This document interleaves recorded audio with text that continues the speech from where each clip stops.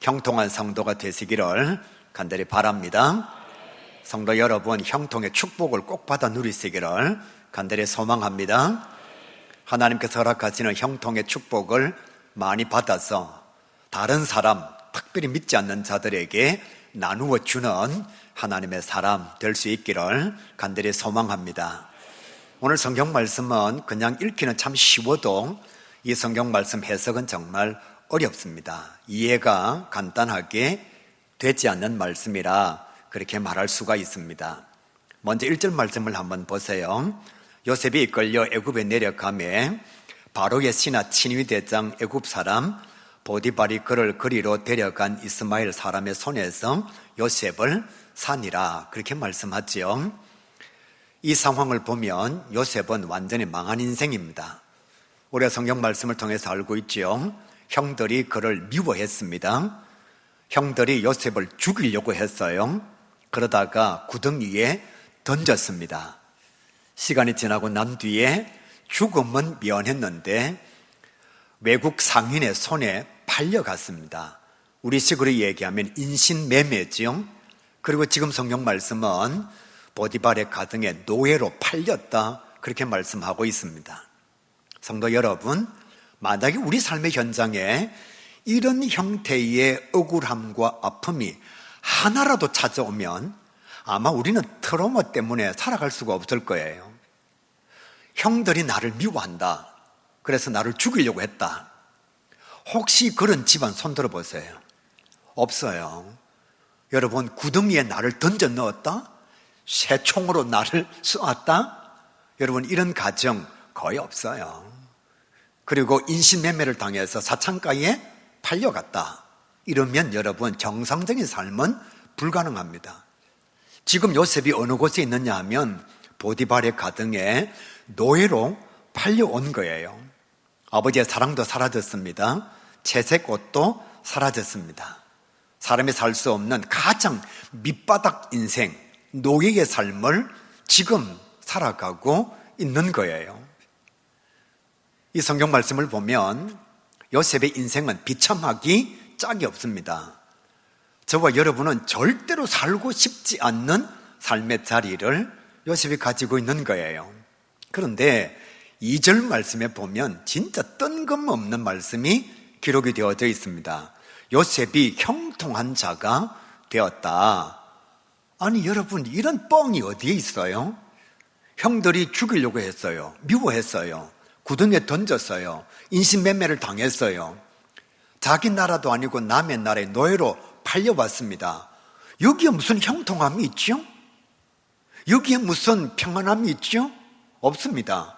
그런데 2절 말씀에 보면 요셉이 형통한 자가 되었다. 3절은 더 기가 차요. 보디발이 요셉의 삶을 보면서 하나님께서 그의 삶을 형통케 하심을 보았다. 아무리 형통해봤자 노예인데 여러분, 아무리 잘 돼봤자 종인데요.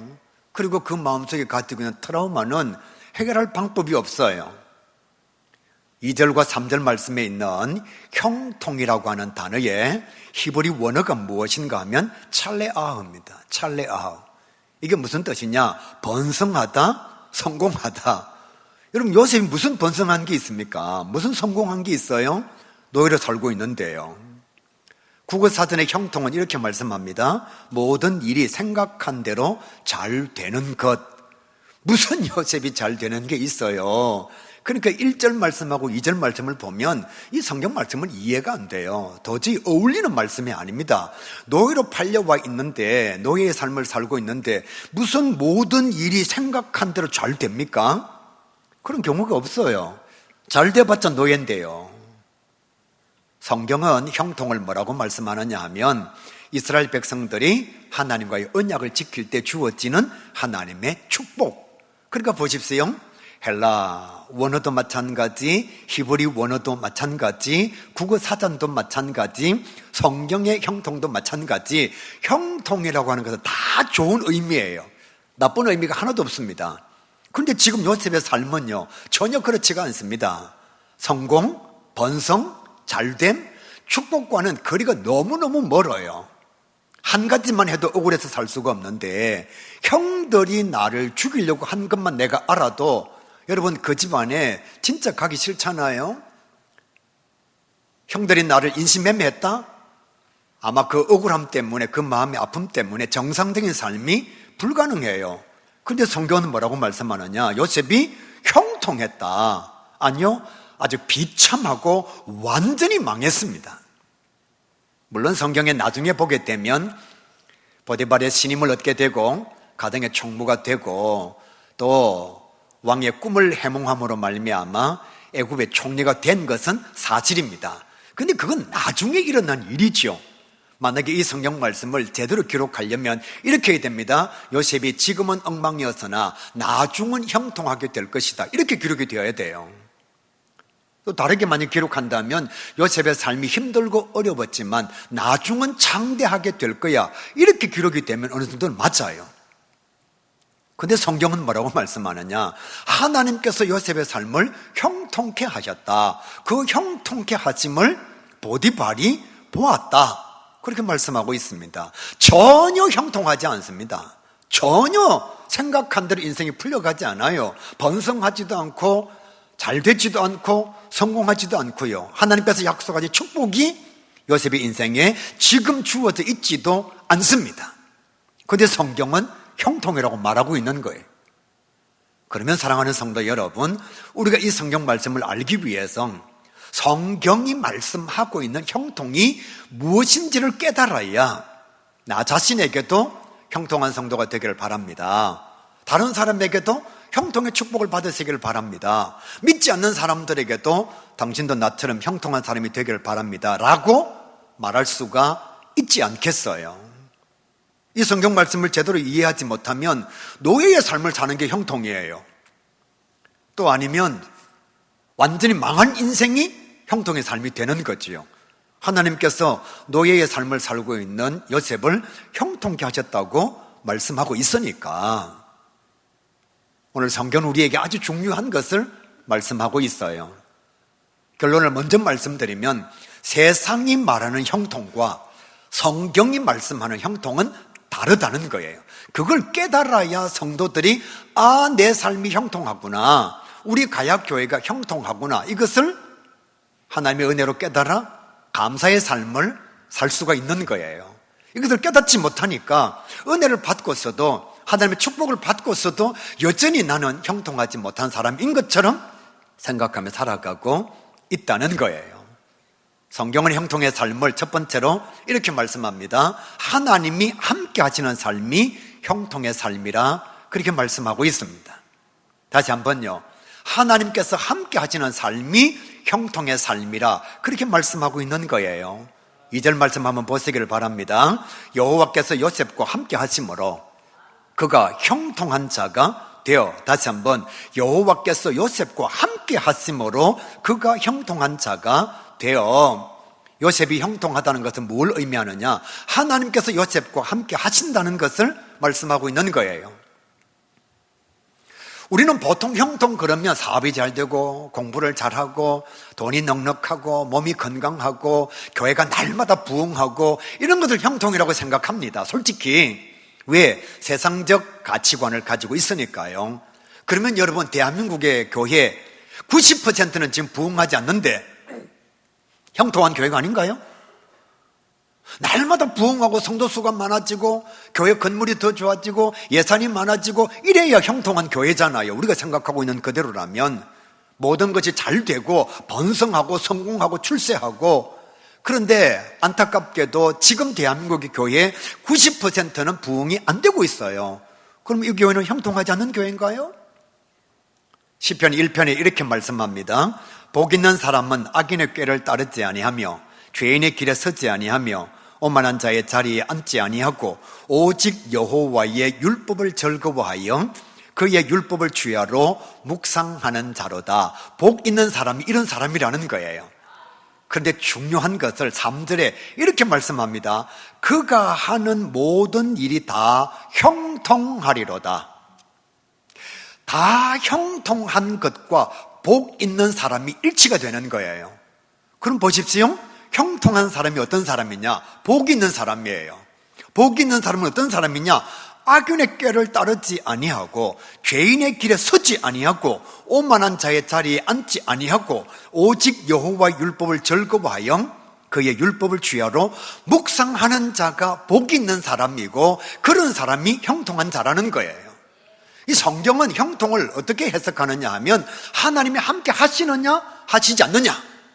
사업이 대단히 성공해도 예수 믿는 사람으로서 하나님이 그와 함께 하지 아니하시면 그건 형통이 아니라는 거예요. 대학을 다니면서 1등을 하고 수석으로 서울대학을 들어가도 그 속에 하나님이 계시지 않으면, 하나님께서 함께 하시지 아니하시면 그 삶은 형통한 삶이 아니라는 거지요. 반대로 꼴등을 해도, 사업이 실패하여도, 원치 않는 어려움이 찾아와도 내 속에 하나님이 계시고 하나님이 나와 함께 하시면 우리는 형통한 자라고 성경은 말씀하고 있습니다. 1등 해도 하나님이 없으면 형통이 아닙니다. 10등을 해도 그 속에 하나님이 계시면 그는 형통한 자예요. 사도 바울의 인생은 결코 세상적 관점에서 보면 성공한 인생이 아닙니다. 차라리 그냥 예수 안 믿었으면 잘 먹고 잘 살아요. 사는데 아무 장애가 없어요. 공부도 많이 했어요. 집안도 대단하고 가문도 대단해요. 그런데 예수님 만나고 난 뒤에 인생이 완전히 망조가 찾아왔습니다. 스데반요 똑똑합니다. 지식이 대단해요. 초대교회 7집사에 들어갈 만큼 그 당시에 유력자였습니다. 그런데 그가 7집사가 되고 난 뒤에 동족의 돌에 맞아서 죽었습니다. 뭐가 형통하지요? 완전히 실패한 인생이죠. 예수 그리스도요 3년 동안 공생의 삶을 열심히 살았습니다. 그 결과 그에게 찾아온 것은 십자가의 죽음, 멸시와 천대, 동족의 핍박. 그러면 예수님은 실패한 인생인가요? 형통의 삶을 살지 못하신 건가요? 성경이 이렇게 말씀합니다. 바울과 스데반과 예수 그리스도는 하나님께서 높여주신 자라. 그의 삶이 형통했다. 그렇게 말씀하고 있는 거예요. 세상 사람들이 가지고 있는 관점과 성경이 말씀하고 있는 형통은 완전히 차원이 다른 거예요. 하박국 3장 17절 말씀에 무화과 나무가 무성치 못하며 포도나무에 열매가 없으며 감람나무에 소출이 없으며 밭에 먹을 것이 없으며 우리의 양이 없으며 외양간에 소가 없을지라도 아무것도 없습니다. 아무것도 없습니다. 아무것도 없어요. 완전히 망했습니다. 쫄딱 망했어요. 세상 사람들이 볼 때에 흠모할 만한 아름다운 것이 하나도 없습니다. 그런데 하박국 선지자는 뭐라고 고백하느냐? 나는 여호와로 인하여 즐거워하며 나의 구원의 하나님으로 인하여 나는 기뻐하리로다. 완전히 망했습니다. 세상 사람들이 볼 때에는 진짜로 아름다운 인생이 아니에요. 그런데 하박국 선지자는 뭐라고 말하느냐? 하나님이 나와 함께 하심으로 말미암아 나는 즐거움이 있습니다. 하나님께서 나에게 구원을 베풀어 주심으로 말미암아 나는 기뻐하는 자가 되었습니다. 이것이 성경이 말씀하고 있는 형통이에요. 그러니까 우리가 세상에서 출세와 성공이라고 하는 이 세상이 말하고 있는 모든 것이 생각한 대로 잘 되는 형통의 뜻을 하나님의 말씀의 형통으로 바꾸지 아니하면 우리는 믿음의 길을 걸어가면서도 단 한 번도 형통의 축복을 누릴 수가 없는 거예요. 부자가 되어도 하나님이 없으면 형통이 아닙니다. 장관이 되어도 하나님이 함께 하시지 아니하시면 형통이 아닙니다.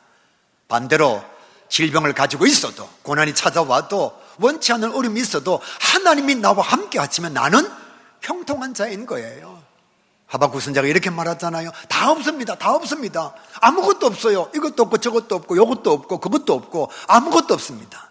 그렇지만 나는 하나님으로 인하여 기뻐합니다. 여호와로 인하여 즐거워합니다. 나는 형통한 사람이에요. 이렇게 고백하고 있는 겁니다. 제가 아는 분요, 신앙이 너무너무 좋은 분입니다. 그런데 열심히 사업을 하다가 사업이 쫄딱 망해서 부도가 났습니다.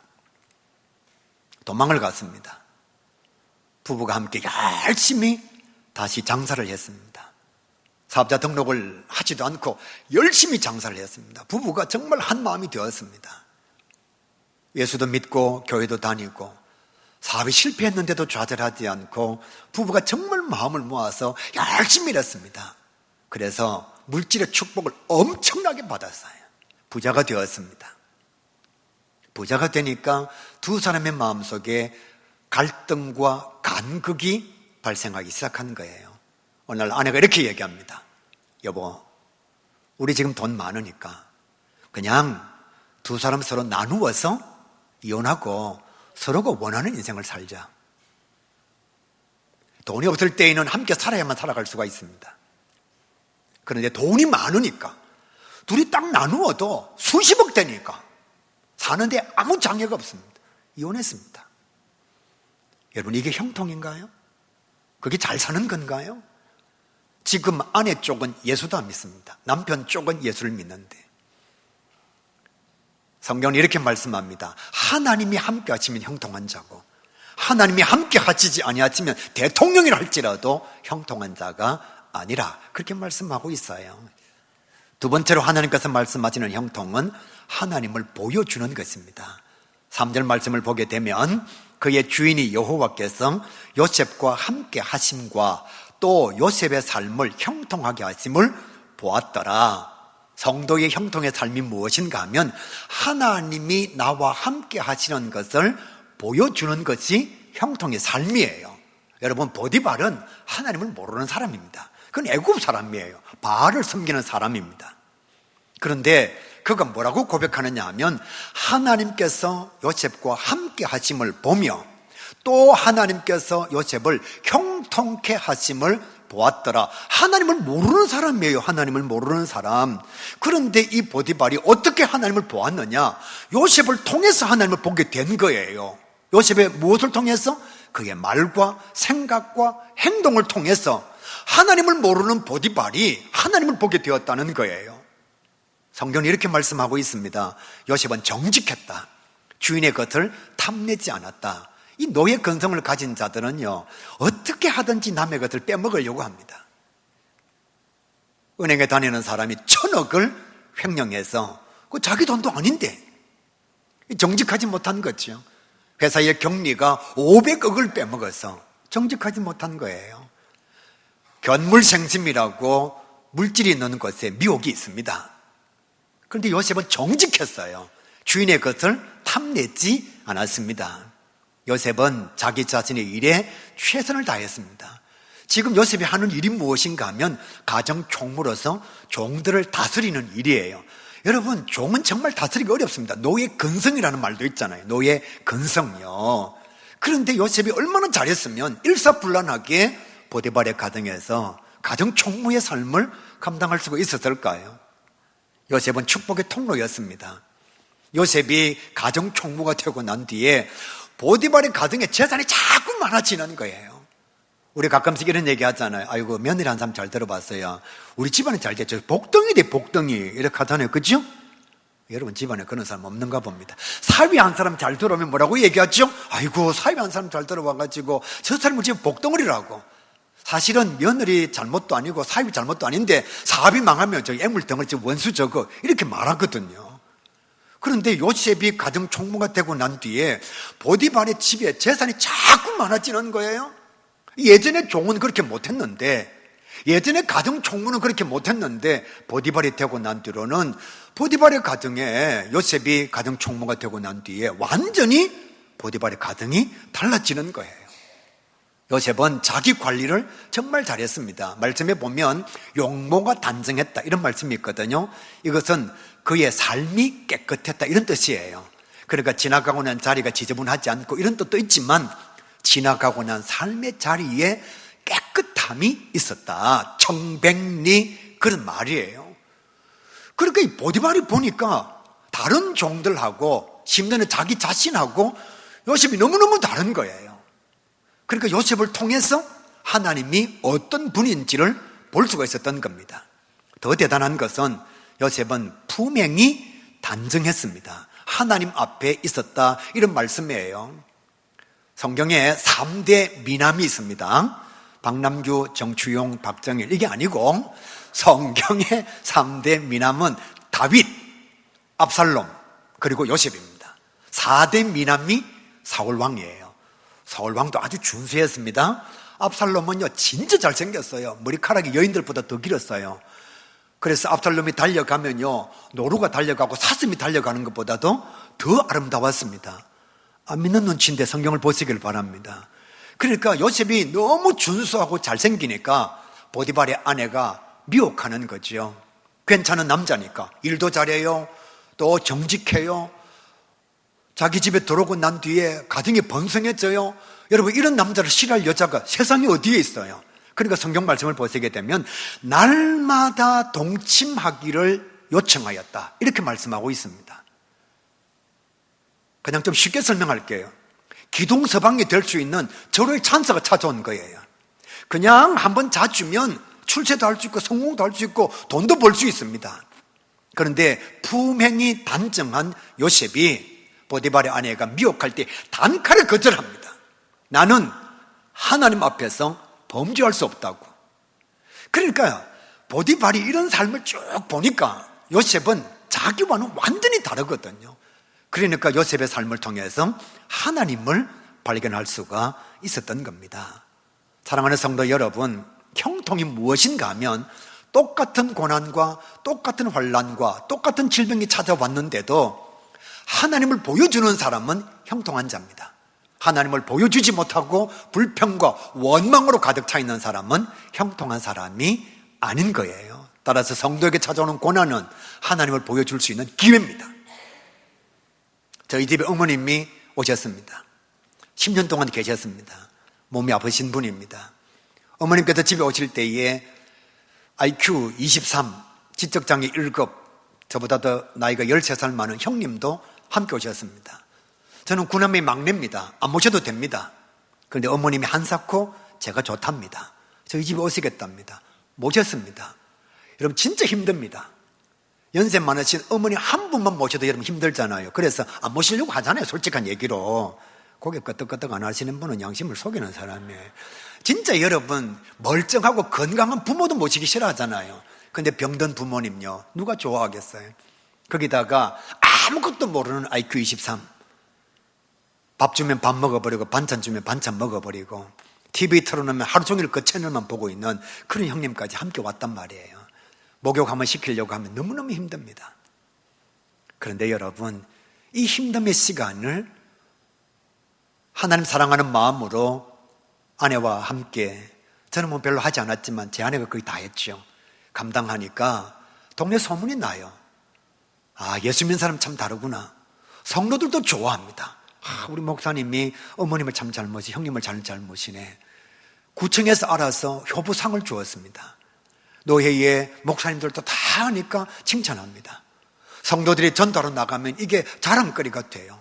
예수 믿는 사람들은 효도도 안 하고 이러는데 우리 사모님은요, 어머님도 모시고 형님도 모시는데요, 여러분, 그 고난이 하나님을 보여줄 수 있는 기회가 되었다는 거예요. 성도들에게, 교회들에게 유익을 끼칠 수 있는 기회가 되었다는 겁니다. 예수 믿는 사람의 형통이 무엇인가 하면 고난, 어려움, 질병, 환난, 이것은 하나님을 보여줄 수 있는 기회라는 거예요. 그래서 우리의 삶을 통하여 하나님께서 보여지면 그건 형통한 거예요. 반대로 하나님이 보여지지 않고 잘못된 모습이 드러나면 형통한 삶이 아니라는 거죠. 세 번째로 성경은 형통에 대해서 이렇게 말씀합니다. 삶의 열매가 자족하는 것. 삶의 열매가 자족하는 것. 다르게 말씀드리면 감사와 평안이 넘치는 것, 이런 뜻이에요. 여러분, 말씀을 보시게 되면 요셉이 형통하였습니다. 요셉의 삶을 보면 원망해야 되고 불평해야 되고 감사는 안 해야 되는 인생이에요. 그런데 요셉은 아무리 힘들어도 원망하거나 불평하거나 남 탓하지 않아요. 심지어는 형들의 손에 팔림을 당할 때에도 불평하지 않습니다. 나중에 형들을 만날 때에 이놈의 새끼들 잘 만났다, 이렇다 오네, 순서대로 오느라 내가 한 놈씩 다 보내겠다고, 자, 제일 큰 놈 와, 이러지 않고요, 형들이요, 두려워하지 마십시오. 염려하지 마십시오. 형들이 나를 판 것이 아니라 하나님께서 민족을 구원하시기 위하여 나를 먼저 보내. 여러분, 이런 사람이 어디에 있어요? 하나님의 사람 사도 바울 감옥에 들어갔습니다. 왜 감옥에 들어갔느냐? 복음 전한 것 때문에. 그런데 감옥에 들어가서 하나님 이럴 수 있습니까? 내가 복음 전했는데 감옥에 넣을 수 있어요? 상은 못 줄 망정, 아니 하나님 이렇게 하시다뇨? 그렇게 말하지 않습니다.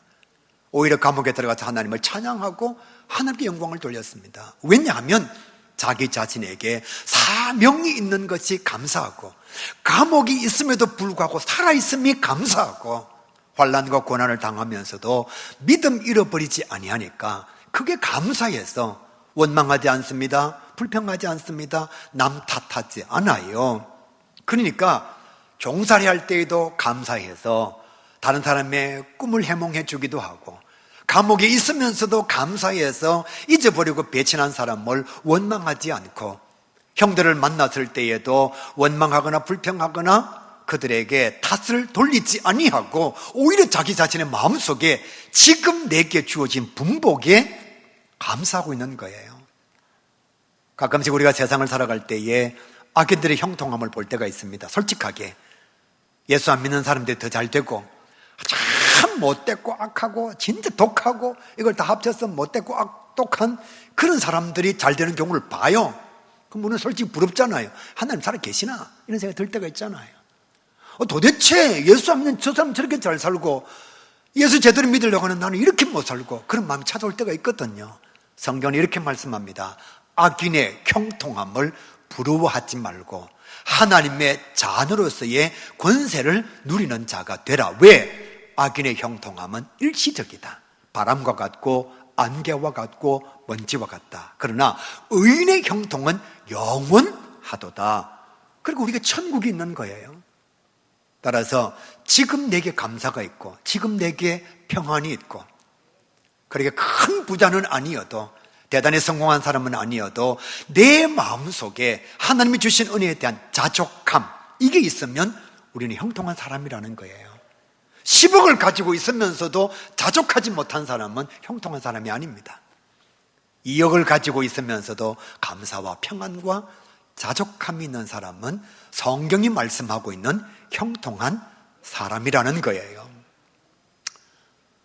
제가 결혼할 때에 신학을 했습니다.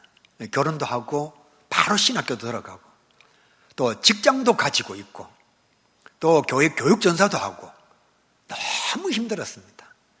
저는 빨간 날을 쉬어본 적이 없습니다. 왜냐하면 주일날 당직이 제게 찾아오면 교육전도사니까 주일 빠질 수가 없잖아요. 그래서 평상시에 빨간 날이 오면 제가 당직 다 써줍니다. 제가 2번 써주면 자기들이 주일 하나를 바꿔주는 거예요. 지금 무슨 말인지 이해가 됐죠? 예. 저는 빨간 날 항상 당직을 해주고 자기들은 내가 주일날 당직이 되었을 때에 바꾸어주고, 그러다가 보니까 우리 아들이 어떻게 자라는지 어떻게 크는지를 몰랐어요. 왜? 학교도 밤에 가야 되죠. 직장도 낮에 가야 되죠. 교육 전사도 해야 되죠. 가정도 가지고 있죠. 너무너무 힘들었어요. 그래서 5년의 시간이 지나고 나는데 눈을 떠보니까 우리 아들이 5살이 되어 있더라고요. 여러분, 그때는 정말 자족함과 나 같은 사람이 목회자가 되다니, 이렇게 공부하는데도 직장이 있다는 게 얼마나 감사한지, 직장을 다니면서도 교육전사 할 수 있다는 게 얼마나 감사한지, 아내와 함께 나름대로의 행복을 누렸습니다. 근데 지금은요, 먹고 사는 문제 걱정 안 합니다. 차도 교회에서 줘서 좋은 겁니다. 집도 있습니다. 그런데 여러분, 나중에 설교 끝나고 나서 또 아내한테 물어보지는 마세요. 옛날보다도 더 싸웁니다. 그때는 너무너무 힘들고 어려웠는데도 감사가 넘쳤어요. 아내와 함께 살아가는 게 정말 행복했어요. 그런데 지금은요, 돈도 더 많아요. 차도 더 좋아요. 집도 더 좋아요. 성도도 더 많아졌어요. 그런데 내 마음속에 진짜 아무것도 아닌 일 가지고 아내하고 싸운단 말이에요. 이유가 뭐냐? 감사와 평안이 사라지고 지금 내게 주어진 자족함이 마음속에 하나님의 은혜로 여겨지지 않는 불순한 마음이 있으니까 그런 것이 찾아오는 거예요. 제가 우리 교회 성도들을 볼 때에도 제가 처음 올 때보다 다 잘 살게 되었습니다. 근데 정말 여러분 더 행복한가요? 정말 여러분 더 행복한가요? 아내와 남편 사이에 더 많은 소통과 대화가 이루어지고 있고, 정말 당신 없으면 못 산다는 마음이 여전히 존재하고 있습니까? 네 때문에 못 산다. 네 때문에 못 살아 내가. 예전에는 너 없으면 못 산다. 지금은 네 때문에 내가 못 살겠다. 성도 여러분, 성경의 형통은 세상과 다릅니다. 하나님이 함께 하시고 내가 하나님을 보여주고 내 속에 주의 은혜로 자족함과 평안함이 넘치면 이것이 형통입니다. 이 믿음의 깨달음이 없으면 여러분 죽을 때까지 이렇게 말합니다. 나는 형통한 삶이 아니야. 그럼 성도들한테 형통의 복을 받아 누리십시오 라고 말할 때에 우리는 끊임없이 세상의 복을 비는 자가 되는 거예요. 형통한 성도가 되시기를 바랍니다. 형통의 축복을 꼭 받아 누리시기를 주님의 이름으로 간절히 소원합니다.